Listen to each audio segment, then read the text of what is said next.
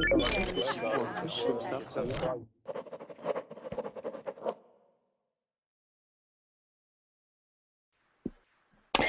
everybody, this is Lisa again for another class. We just finished up the writing class and everybody's getting to be such good writers that it's getting harder to finish correcting everything during the 1 hour period that we have.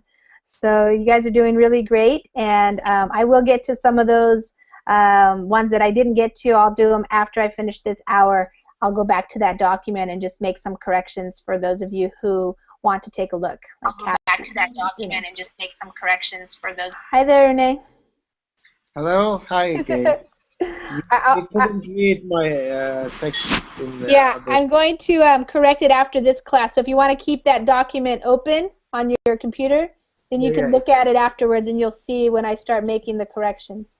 Okay, then. Great. Thank you very much. You're welcome. Okay. Hi there, Yosra. How are you? I think your microphone might be muted. Bonjour, Mario. Bonjour Lisa, ça va? Bonsoir, ça va? Merci. Ouais, j'ai toujours ma fenêtre qui est en train de se charger. The Windows is still loading. It's very long this time. Oh, really? Oh, Yeah. It's still loading. Yeah, that's weird how that is taking so long. I don't know why. Yeah. I don't know if it's Google or what. Yes, it wasn't like this in the beginning. Yes. Yeah, I know. Huh. Okay. Ersin, how are you? Hi, Ersin. Maybe your microphone is muted. Yeah, Yosra, now I can hear you now. All right. So let me tell you how this works. Sometimes when you open the Google Hangout window when it starts, it tells you that your microphone is muted, and there's lots of places you can look to see if you are muted. One is on your own picture down here. There'll be like a red microphone. That means it's muted, it's turned off. You can also look up here above the Verbling chat window. That is also a place where it is red and it can be muted. So I'm going to show you. I'm going to mute myself right now so you know what it looks like, and you will not be able to hear me.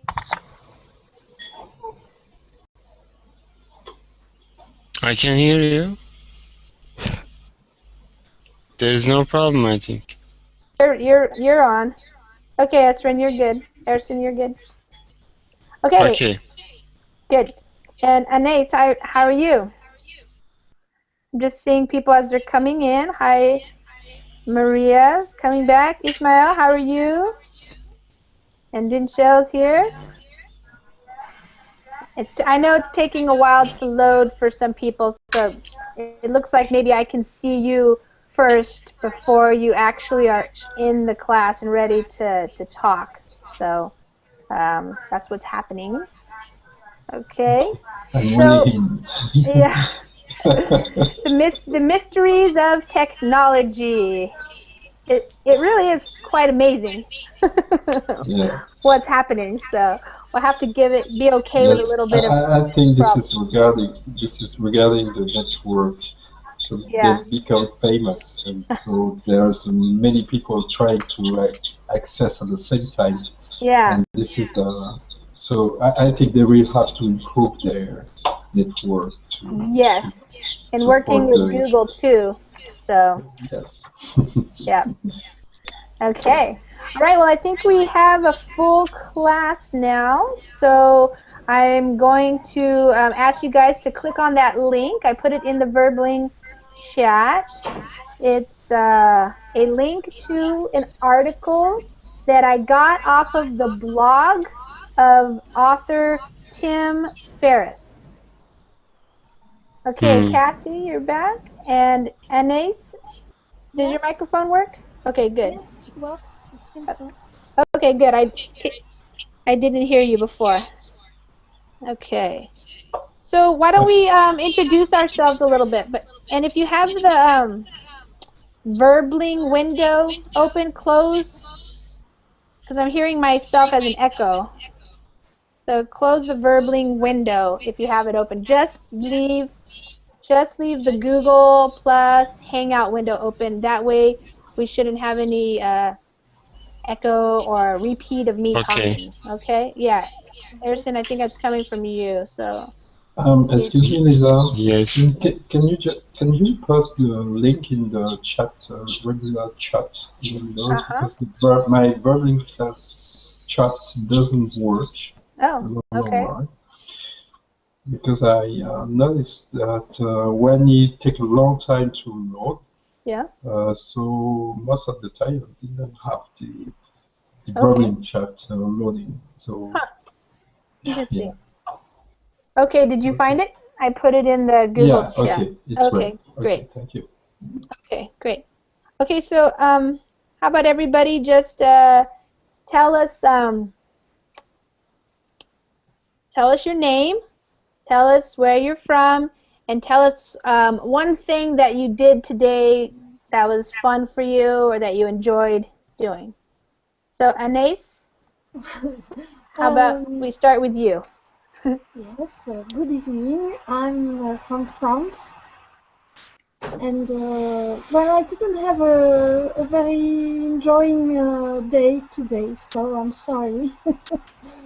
Nothing? I have no idea. Maybe a walk in the mountain. But a very short one. Just to free my mind. Oh, okay. So you took a walk. Yes, that's it. That's nice. Okay, and Kathy?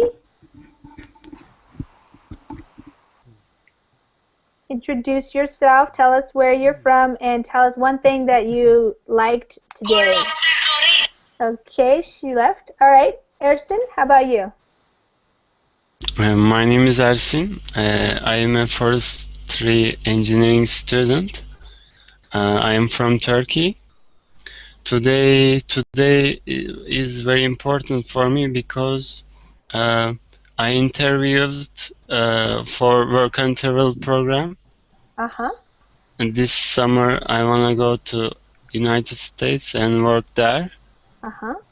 Practice my English. Great. Interview was very good, so I am very happy now. Well, okay. Well, good luck with that. Thanks. Hi, Ismail. How are you? Fine, thanks, Lisa. How are you? Good, thank you. I am Ismail. I am connecting from Turkey, Ankara. It was ordinary day for me today. But I have a guest today. Yes, my mother-in-law come from home country to us as a visit. From your hometown? Yes, he is going to stay with us 2 weeks long. All right. So she'll stay with you for 2 weeks? Yes. Is that good for you? Yes. Okay, good. That's a good thing. Okay. All right, Maria, how about you? Hi, I'm Maria. I live in Sweden. Today was an ordinary day. I have been doing a lot of stuff. And yeah. Well, tell us one thing that you liked about today. One thing that I liked, that I actually got some time to play around some on the computer with some graphic designs and so forth. Cool. Okay. Thank you. And Mario? Hello everyone, I'm Mario, connecting from France. And today was quite hectic day. It's because I woke up very early this morning, a meeting from 9 to 2 p.m. Wow, that's a long meeting. Yes, very long meeting, and we all were very hungry, and and then we enjoyed a good meal. Yeah. Yeah, good. And Rafael, how are you? Hello, teacher. Fine, thank you. Fine. Hello, everybody. Every day is a gift for me because life is so nice. Every day hard too, but I'm happy to be alive. All right. Wonderful. Alive and kicking. Yeah, alive and kicking, alive and well. So, how old are you, Rafael? How old are you? How? What? You speak like a philosopher. How old are you? How old? Ah, I'm very old, about 2 centuries years old. But I know a ways. But and today I am in Marbella, in Spain, the south of Spain, and the day is so sunny, and I was on the beach walking, take a bathing. Very funny today. Nice. Okay, great. And Yosra. Okay, it's Yosra connecting from Egypt. Today I had a very busy, super busy day. Yeah. I had a work. After work, my son had a sports day, and I ran to the club to attend this event with him. It was super busy day, actually. Yeah. And you're from Egypt, right? Right. Okay. All right. I think we had some movement in the class here. So Badi joined us. Hi, Badi.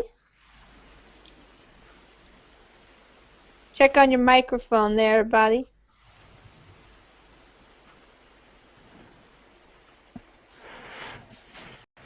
And Abdallah. Oh, there's Badi. Okay, I can see him. Hello, Lisa. Can you hear me?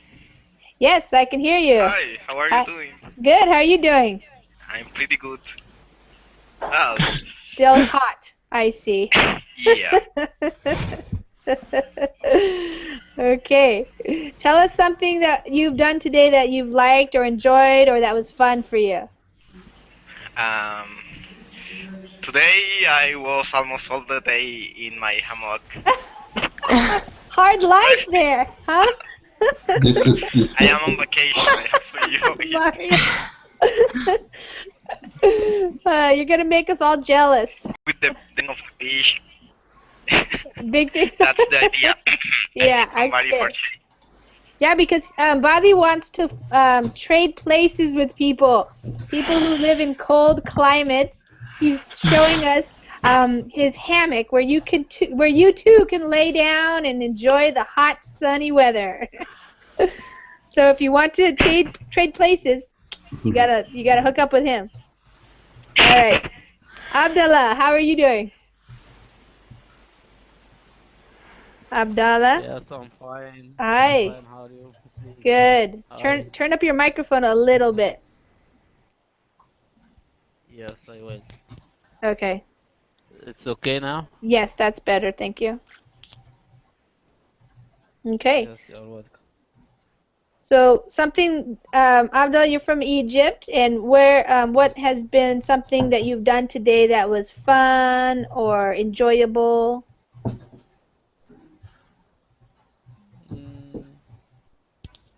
It was a horrible day. I suppose I had 2 lectures and a practical section, and I was going to not attend the lectures and go to the practical section, but after I went to the faculty, I surprised that the practical section has been cancelled. Oh. So was that good for you? Yes. Okay. It's good to feel free to Yeah. to not have to finish that. ask about my friend. Yes. Yeah. Okay, good. Okay, you guys, so I was asking you those questions because it's kind of related to what we're going to be talking about in the reading. I think I'm going to make it a little bit bigger even. It's just easier to look at in the screen. So has anybody heard of this guy, Tim Ferriss? Is he somebody that you've heard of? Yes. For our work week. Yes, for our work week. Have you read that book? Parts of it. He like also, the part that is on internet. uh-huh. Yeah. Yeah. So he has written, I think, 3 books now: 4-Hour Workweek, The 4-Hour Body, and The 4-Hour Chef.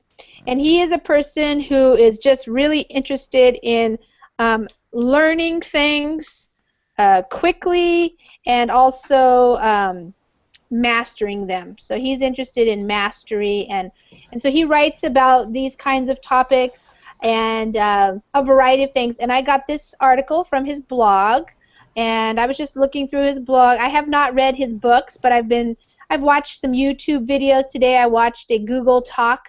Google has authors and people come and give talks to their employees, and they record them and put them up on YouTube. So I was watching one by him in which he was talking about his book, The 4-Hour Chef, where he went from not really liking to cook, not knowing how to cook, to becoming a chef, basically, a really good cook. So this particular article is called Real Mind Control, the 21-Day No Complaint Experiment. Okay, and so we're going to be reading this, and then we can be talking about it and the idea of complaining. Is it good? Is it useful? Is it bad? Or how can we change the way that we speak?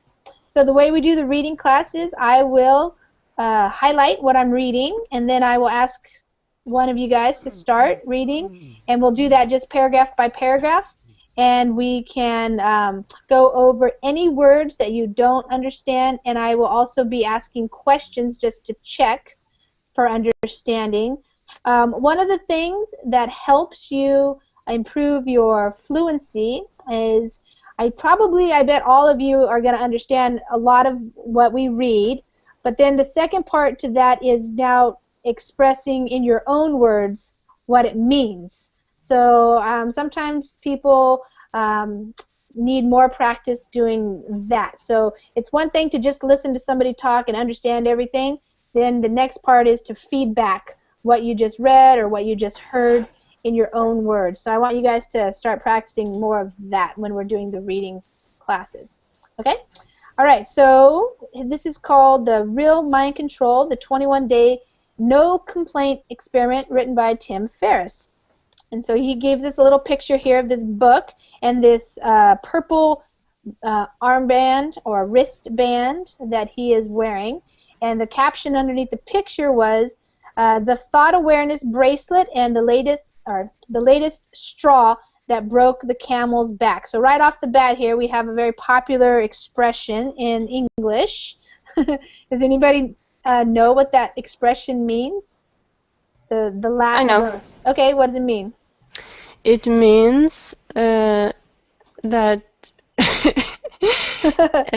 kind of it is all that you can take or something like that. Yes, kind of like that. So basically something like you've been doing something, and you've been putting up with things maybe, and then one thing happens and you're like, okay, that's it, forget it, I can't do this anymore. And so that last thing that happened, you could say it was the straw that broke the camel's back.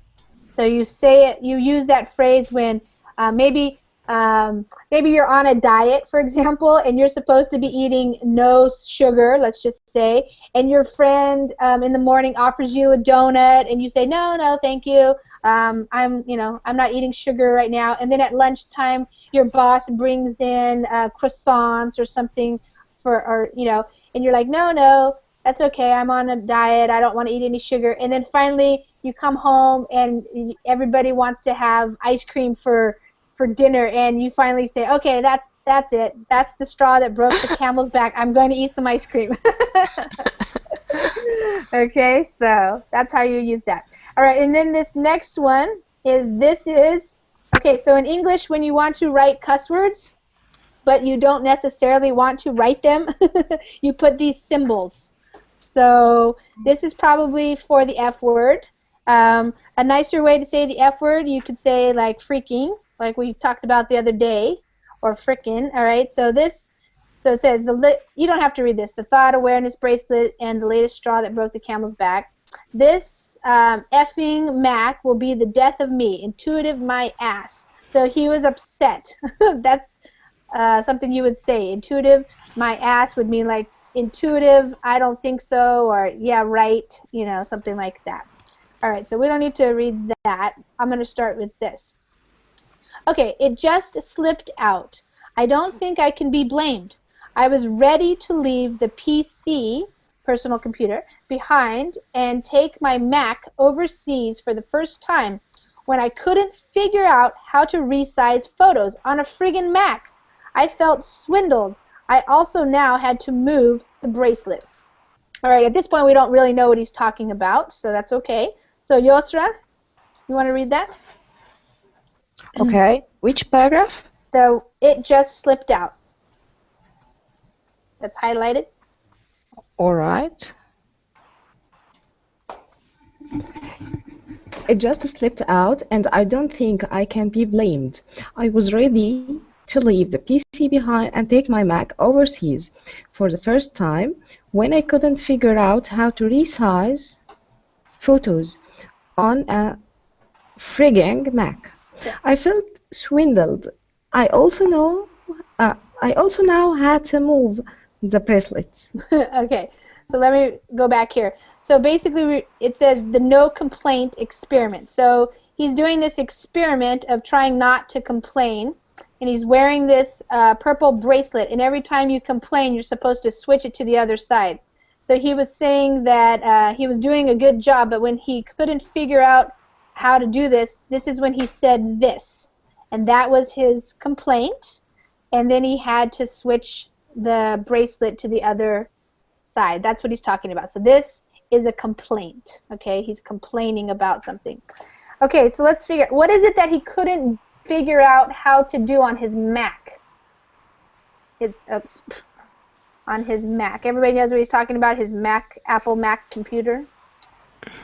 To resize photos. Yeah, he couldn't figure out how to resize photos, which should be an easy thing to do on a Macintosh, because that's one of the things that Apple says Macs are so good for, is like photos and graphic design work and that type of thing. So what does it mean where he says, I felt swindled?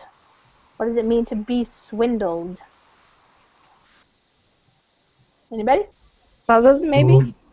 Ripped off. So yes. He felt ripped off or cheated. He felt like they just took his money because this was supposed to be so easy and he couldn't even figure out how to do it. All right, so if you feel swindled, it means you feel like somebody robbed you of your money, kind of thing, or you got cheated. Okay, so now he had to move the bracelet. So that's that purple thing on his wrist. For the last 4 months, for the last 4 months, I've been experimenting with a few types of thought experiments. The two most notable are radical honesty, which is 100% guaranteed to get you slapped or worse, and anti-complaining, which I'll explain here. The latter started in my book agent's office, where I spotted a pile of purple bracelets on his desk. Okay, Rafael? Yeah, of course. For the last 4 months, I've been experimenting with a few types of thought experiments. The two most notable are radical honesty, which is 100% guaranteed to get you slapped or worse, and anti-complaining, which I'll explain here. The latter started in my book agent's office, where I spotted a pile of purple bracelets on his desk. So here he says he's been experimenting, so he's working with some new things, and he's calling them thought experiments. One of them was this thing, radical honesty, which he says is 100% guaranteed to get you slapped.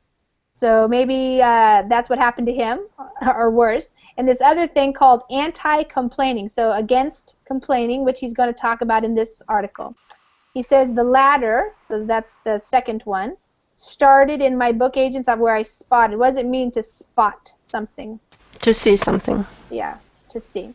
So it's where he saw a pile which is like a lump or a group, a pile or a little mountain of purple bracelets on his desk. Let's see. What are these? I grabbed one, and it was inscribed with a complaintfreeworld.org. Another author of mine. Interesting story, actually.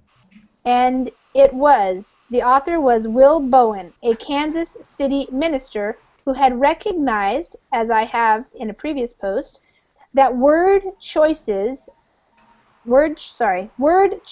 determines thought choice, which determines emotions and actions. It's not enough to just decide you'll stop using certain words, though. It requires conditioning. Okay, Mario, want to read all that? Yes. What are these? I grabbed one, and it was inscribed with complaintfreeworld.org. Another though of mine. Interesting story, actually. And it was the author was Will Bowen, a Kansas City minister who had recognized, as I have in a previous post, that words choice determine thought choice, which determine emotions and action. It's not enough to just decide you'll stop using simple words. So it requires conditioning. Okay, let's go over what he's talking about here. So he saw these purple bracelets, and it's another author of his agents, and it was from a minister. You guys know what a minister is? Yeah. What is minister? Like a priest. Right. Like a priest. Exactly. So in the Catholic religion, it's priests. And in other Christian religions, they're called ministers or pastors, okay? So some minister from Kansas City has recognized that word choice, so that means the choice of words that you use when you speak, determines how you think, basically. Thought choice. And then how you think determines or makes it so that you feel certain emotions and you do certain actions. So there's word, thought, emotion, action. But it's not just enough to say, okay, I'm going to stop using these words. It takes conditioning. And conditioning means learning something new. You have to practice, basically. You have to get used to it. Okay?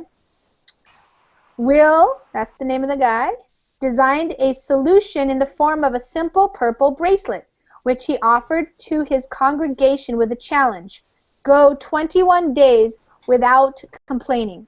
Each time one of them complained, they had to switch the bracelet to their other wrist and start again from day 0. It was simple but effective metacognitive awareness training. Okay, Maria? Will designed a solution in the form of a simple purple bracelet, which he offered to his congregation with a challenge. Go 21 days without complaining. Each time one of them complained, they had to switch the bracelet to their other wrist and start from day 1. It was simple but effective metacognitive awareness training. Okay. So we've talked about this before. So Will designed a solution. So there was a problem that was a lot of complaining, people using words, talking about their neighbors and their teachers and their bosses in negative ways and complaining. And so he gave his congregation, you guys know what congregation means? The people that go to church? Yes. The people who go to church. Is that funny? No, it's just I was thinking the same thing as you were saying it. The people who go to church, that's the congregation, and he's the minister, and he gave them a challenge. So he challenged them to go for 21 days without complaining. What happens if they complain? They had to switch the brain. I'm sorry. To start again from the... They have to start again from 0. Right. So 2 things. We could say what happens when they complain? They have to switch the bracelet to their other wrist, and they have to start from 0. And their goal is 21 days with no complaining. This sentence here says it was simple, so it was easy to do, of course, but effective. It means it worked. And it was a metacognitive awareness training. So I think we've talked about this word before, metacognitive. So meta means big, and it means cognitive. So you're aware of what you're doing, the bigger picture. You're not very on the details, but just the bigger. You're having an awareness of what's going on out there. And that's a training. You're actually training yourself. Okay? And that's why they're using the bracelets. Okay? Okay, the effects, so the effects of this, using this bracelet, were immediate and life-changing. The bracelets spread like wildfire as others observed these transformations. And to date, more than 5,900,000 people have requested the little devices. Can I have one? I asked my agent. Okay, Ishmael? Yes. The effects were immediate and life-changing. The bracelets spread like wildfire as others observed their transformation. And today, more than 5,900,000 people have requested the little devices. Can I have one? I asked my agent. Mm-hmm. So, what were the effects?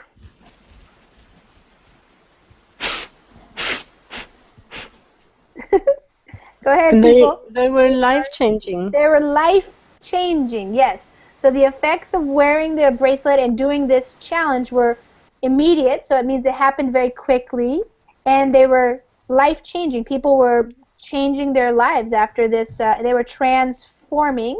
That's another way to say the changes. There were transformations. And nearly 6 million people have already used these little bracelets. Okay? It all made perfect sense. Fix the words and you fix the thoughts. I'm not a negative person, but I wanted to cut out the commiserating most of us use for 30 to 40% of all conversation. If you don't believe me, keep track of how many people start conversations with you in the next 24 hours that center on a complaint or criticism. Okay, Esrin? Okay. It all made perfect sense. Fix the words and you fix the thoughts. I'm not a negative person, but I can see. I'm not a negative person, but I want to cut out the commiserating most of us use for 30 to 40% of all conversation. If you don't believe me, keep track of how many people start conversations with you in the next 24 hours that center on a complaint or criticism. Mm-hmm. Okay, so it made sense to him, so he thought about trying it. Let's see. There's a couple words here I want to go over. Okay, it made perfect sense, so that just means he thought it sounded right. Fix the words and fix the thoughts.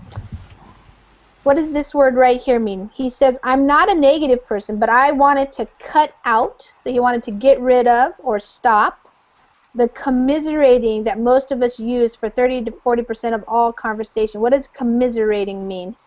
Force, maybe? Is it similar to misery or something like that? Yeah. Complaining about yourself. Yeah. Complaining about yourself.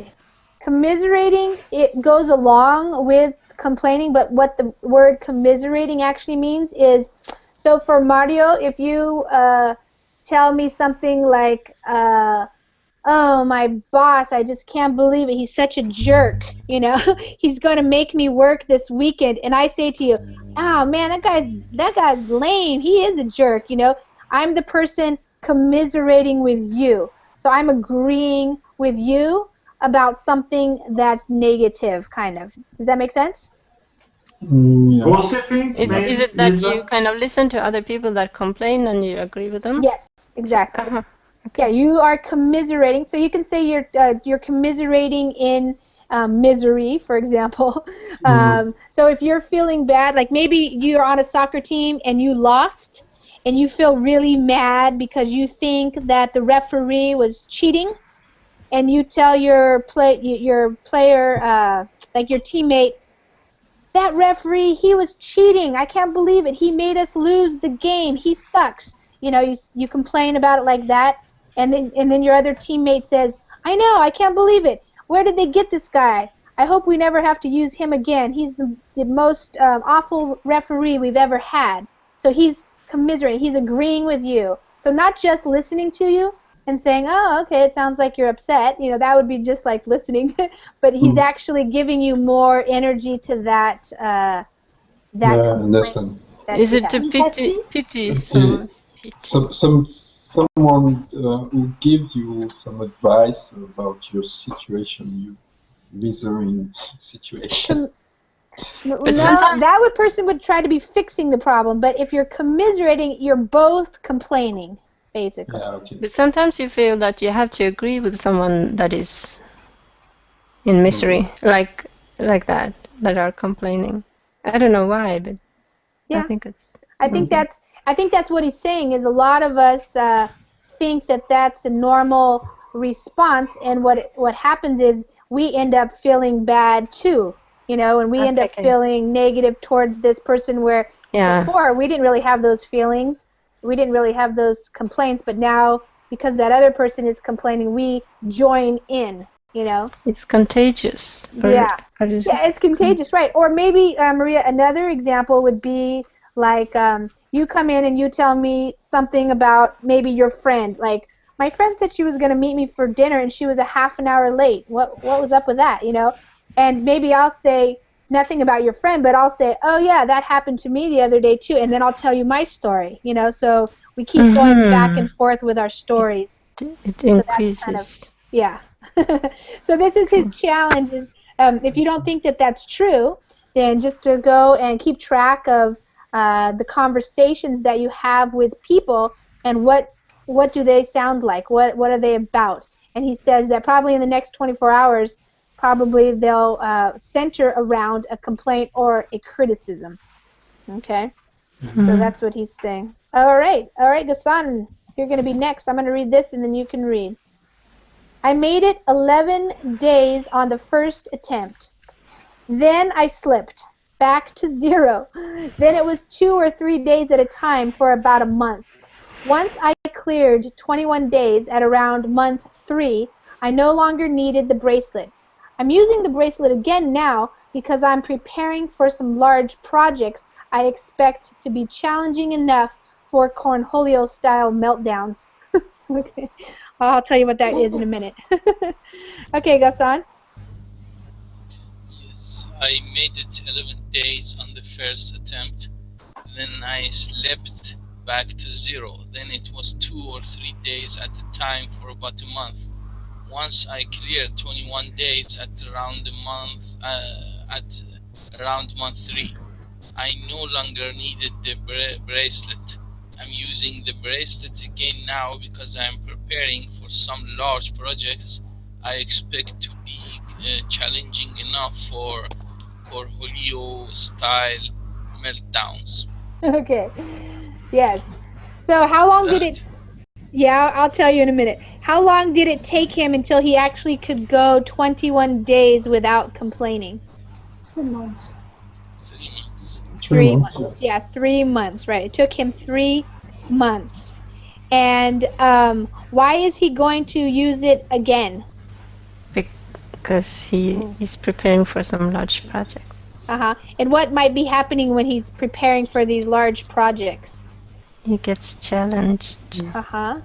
And what does he do when he's feeling challenged? He gets some sort of meltdown. Yeah. To go crazy. Yeah, basically. He commiserates. Yes. So, yes, and I'm going to show you here. Hold on. So the cornholio is a reference to this cartoon that was played many years ago on MTV, where these two guys, Beavis and Butthead, they were kind of real dumb kind of guys, and Cornholio was one of their characters or something like that. So basically a meltdown Cornholio style would just mean like you go crazy and you just cuss and you yell and you throw things, stuff like that. So it's based on this cartoon. If you ever want to watch a Beavis and Butthead cartoon, just Google it. You'll get on YouTube. You'll see it. I think they're funny sometimes, but they're kind of gross and crude. So not necessarily the best of American culture. Okay. But what is a complaint? This is where I disagree with some of the rules set by Will. He asks you to switch wrists whenever you gossip, criticize, or complain, and the definitions can be a bit vague. He also requires you to switch wrists if you inform someone else they are complaining. I think this is counterproductive, as I'm big on constructive criticism. Okay, Badi? Okay, but what is a complaint? There is where I disagree with some of the rules set by Will. He asks you to switch words whenever you gossip, criticize, or complain, and the definition can be a bit vague. He also requires you to switch words if you inform someone else they are complaining. I think this is counterproductive, as I'm big of constructive criticism. Mm-hmm. So he has a little bit of a disagreement. So the Will says you have to change it every time you gossip. What does gossip mean, you guys? Talking about someone with someone else.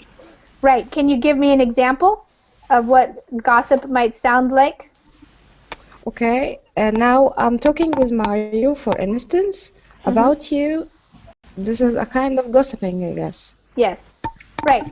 So if I was going to, or say I'm going to talk about another coworker, and you say, "Did you hear what happened to, so and so last night? Her boyfriend broke up with her. Oh man, what do you think about that?" That's kind of like gossiping. You're talking about somebody else when they aren't in the room, to hear what you're saying. Ooh, horrible. I don't like that. Everyday's life. That's very common, yes. And what does criticize mean? When you criticize somebody or something? Who can give me an example of a criticism? Criticism could be good, like he says. It could be we criticize football players. Judge someone, I think. Yeah, judge someone. No, yes. I don't think so. It's more like an analysis or something. Okay, give me an example of a criticism. Yeah, at least here we call, if there is a review in the newspaper of a movie or a book or something, that is called criticism. Yes, right. So, but it's not negative. Okay. Because, well, that's what he's talking about. Constructive criticism he wants to know about. He wants to know if somebody thinks he can do something better, he wants to hear about it, right? But the criticism that I think the guy Will was talking about is if you just say like, "Oh, did you see her hair? It's so gross," like, or "Did you taste the pizza?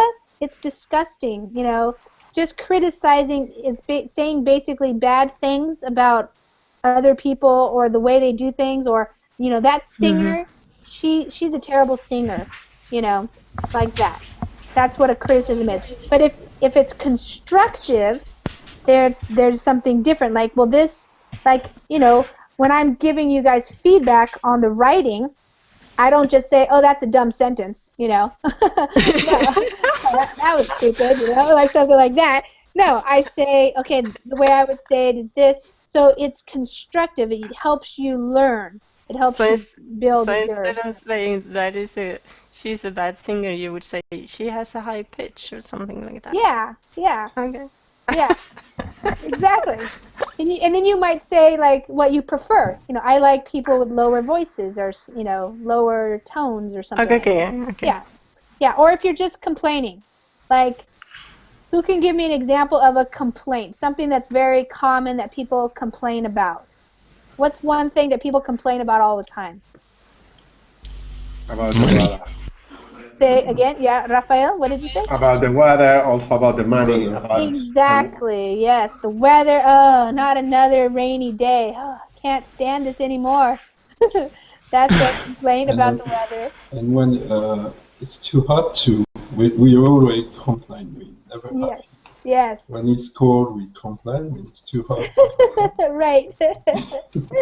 Or when you complain about money, like I never have enough money, or Lots of noisy. Noise. Yeah. There's too much noise in here, or anything like that. A lot of people usually spend a lot of time complaining about the politicians. I can't believe they just passed this law, they're a bunch of idiots, something like that. But this is a true, no? It's not a complaint, it's a truth. Yes, you'll have to debate that one. What's a fact and what's just a complaint, right? Okay, so let's hear what he says about this. So constructive just means helpful, and counterproductive means it's against what you want to achieve. Okay? He says, I defined complaining for myself as follows: describing an event or person negatively without indicating next steps to fix the problem. I later added the usual 4-letter words and other common profanity as complaint qualifiers, which forced me to reword, thus forcing awareness and more precise thinking. Okay, Anais? I define complaining for myself as follows: describing an event or person negatively without indicating next steps to fix the problem. I later added the usual 4-letter words and other common profanity as complaint qualifiers, which forced me to reword, thus forcing awareness and more precise thinking. Mm-hmm. So he changed it a little bit, and he made it qualifying. So if he described something or somebody negatively, but he didn't say how he could fix that problem, then that was a complaint. What were his qualifiers? What does it mean, 4-letter words and profanity? You guys know what 4-letter words are in English? No. Bad words. The 4-letter words that's a term that we use to describe some of our cuss words or bad words, which is also profanity. Okay, so he noticed that if he used those words along with something, it had to count as a complaint. So, do you guys know the 4-letter words? Do you want to learn the 4-letter words? Are there many or just one? No. No, we don't want to beginning use with talk profanities. with that. Say it. Talking rudely, maybe. Yes, exactly. And in English, there are a couple that are just, they're profanity. Yes. So you say the F word, the S word, D word. You can, if you don't want to say those words, that's what you can say, like the F word, S word, D word. Yeah. So those are the words that people often use when they're complaining about something, and it's like a very emotional, or they're very angry or upset or something like that. So that would help him become aware of what he was saying, and therefore force himself to come up with a new way to say it. Yes, swearing is another word that we use to talk about when you're talking like that, using those words. Okay, swearing. Cussing is another one. So, yeah. If you watch movies and things like that, you'll be hearing those words. Following the above definition, both of the following would require a wrist switch. Man, I went to the into the post office and had to stand behind this rude jerk for 30 minutes. What a waste of time. Or, John can be such an a-hole, totally uncalled for. Okay, again, usually when you're writing for the public, you don't say the cuss words, but you might make it so that people know what you're saying. So that's how you do that. So you left out the S's there. Okay, let's see. Yosra? Okay. Following the above definition, both of the following would require a rest switch. Man, I went into the post office and had to stand behind this rude jerk for 30 minutes. What a waste of time. Or, John can be such an hole, totally uncalled for. So those would be complaints, and he would have to switch his bracelet and start over. Okay. The following variations, so these are different ways of saying things, would not. Man, I went into the post office and had to stand behind this rude guy for 30 minutes. It was a waste of time. From now on, I'll go in the mornings before 10 a.m. to avoid the crowd. Okay, Rafael? Yeah. The following variation would not. Man, I went into the post office and had to stand behind this rude guy for 30 minutes. It was a waste of time. From now on, I go in the morning before 10 a.m. to avoid the crowd. And then the second example says, John was a bit of, I would say, John was a bit of a muppet in there, wasn't he? I suppose I'll just send the emails directly to Mary in engineering for the next 2 weeks to get buy-in. Then he'll have to agree. Okay, Mario? John was a bit of a muppet in there, wasn't he? I suppose I'll just send the emails directly to Mary in engineering for the next 2 weeks to get buy-in. Then I'll have to agree. Right. So why do these qualify as not being complaints? What is the difference here? What did he add? So this part right here was the complaint, really. A solution. Solution. Yeah, he added the solution. So how could he fix this problem? So here's how he fixed it. So he still kind of complained, but as long as he put in there how he was going to take care of it and be responsible for fixing it, then he didn't count it. Okay? Here are a few of the changes I noticed then and am noticing again now. 1, my lazier thinking evolved from counterproductive commiserating to reflexive systems thinking. Each description of a problem forced me to ask and answer, what policy can I create to avoid this in the future? Okay, Maria? Me? Okay. Yeah. Here are a few of the changes I noticed then and am noticing again now. My lazier thinking evolved from counterproductive commiserating to reflexive systems thinking. Each description of a problem forced me to ask and answer, what policy can I create to avoid this in the future? So he went from being a lazy thinker to being more productive. So this reflexive systems thinking, it means he thought more himself. When you reflect on something, that means you're thinking about it. Rather than just blurting it out and being reactionary and saying things, you're actually having more thought about it. Okay, number 2, I was able to turn off negative events because the tentative solution, so the possible temporary solution, had been offered instead of giving them indefinite mental shelf life and open loop in GTD parlance. That's a technical term. Resulting in better sleep and more pleasant conversations with both friends and business partners. Okay, Ishmael? I was able to turn off negative events because the tentative solution had been offered instead of giving them indefinite mental shelf life. Shelf life, yep. And open loop in GTD parlance, resulting in better sleep and more pleasant conversations with both friends and business partners.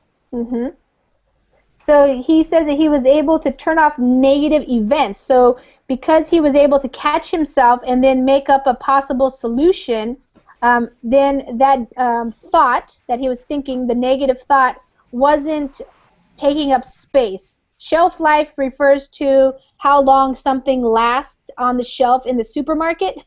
So mental shelf life is how long it lasts in your mind. And so if it's indefinite, that would be forever. So he was able to cut it off, to turn it off. And he had better conversations with people. Okay, and the last one, 3, says, people want to be around action-oriented problem solvers. Training yourself to offer solutions on the spot attracts people and resources. Okay, Ghassan? 3. People want to be around action-oriented problem solvers. Training yourself to offer solutions on the spot attracts people and resources. Good. So action-oriented, so people who like to be action-driven or concentrate on action and solve problems. So to train yourself to offer solutions, what does it mean on the spot? Directly. Yeah, like right now, you know. Something's happening and right now I'm going to offer a solution that's on the spot. Right off the bat. Right off the bat. Well, right off the bat means right from the beginning. Okay. Yeah. Uh-huh. So on the spot is a little bit different because it's not necessarily the beginning. It's in the moment, right? In the moment. Okay, so since the inception of A Complaint-Free World, the words of author Dr. Maya Angelou have served to inspire us, he's talking about the company, to create an optimal world rather than complaining about the world as it is. Her quotation, if you don't like something, change it. If you can't change it, change your attitude, don't complain, has been and continues to be our motto. So that's from the website, actually, not from Tim Ferriss. So, Ezrin, you want to read that? Since the inception of A Complaint-Free World, Go ahead. The words of author Dr. Maya Angelou have served to inspire us to create an optimal world rather than complaining about world as it is. Her quotation, if you don't like something, change it. If you can't change it, change your attitude, don't complain, has been and continues to be our motto. So if you wanted to watch a video with her, you could watch that right there. I put it down there. So what do you guys think about it? Is it hard not to complain, or could you do it for 21 days? Who can What do is it? the open loop? It's possible. Didn't get that. Oh, open loop. So if you have an open loop, it just keeps going and going and going. A loop is like a circle that keeps going. And in computer programming, an open loop will keep going back and back. So that's what he was talking about. When you start with the negative comments and the complaints with other people that are going to be commiserating with you, it kind of can just feed on itself and just keep going and going and going. So, yeah. So, yeah, I don't know. It sounds interesting to me. I actually tried it a long time ago. I read the book. It was not easy. I don't think I did it for 21 days. So, some of you might want to take the challenge and let us know how you do. So, what do you think, Mario? I promise to try it. Let us know how you do. It's very difficult because most of the time where you listen people already complain about the situation. I can see it in, for example, the public transport when two people talking to each other. It's always about complaining about someone else. Yeah. It's very strange, and you have kind of people spending their life by complaining, always on the same topic, and sometimes just have to move. For example, I do not watch TV right now because I can't afford to see politicians to hear them, watch them. So I stop. Okay, now I'm verbling and it's great. Yeah. So I fixed the problem. You did. You found a solution. Yeah. Yeah, cool. All right. So Maria, are you going to try it? Yeah, I have a white similar bracelet here. It's Eradicate Poverty. It says in Swedish. Mhm. So I might try it. I don't know. Yeah, I think it's a challenge to think about solutions instead of. Yeah, instead of just say, "Oh no, I just complained, start over." Yeah, it's like a little bit more work, thinking, you know, to try to more figure out. constructive, yes. Right. Right. Okay. Does anybody have any more comments or things you want to say? Badi, Ane? Carol, very nice to have you in class. Welcome to Verbling. Can you turn on? Practicing with you. Yeah, Yosra. Yeah. Okay, you guys, class is over. Thanks for coming. Anybody else is going to try? Anybody else going to try? Thank you. Always with the reading, you can always go back and read it again, and I think the second time you'll probably understand it even better. So it's a good opportunity to read again. Okay. All right. We'll see you guys. Okay. Thank you.